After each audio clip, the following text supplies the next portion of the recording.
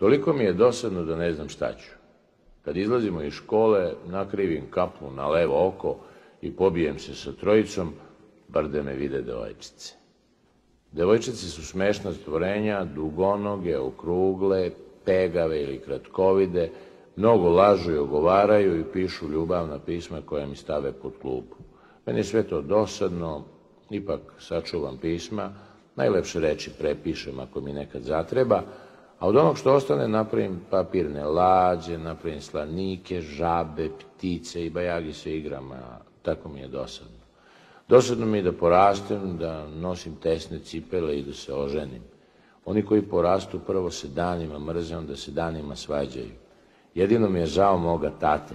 Da je ostao dečak kao i ja, baš bismo divno mogli da se družimo i da zajedno budemo zaljubljeni u nastavnicu istorije.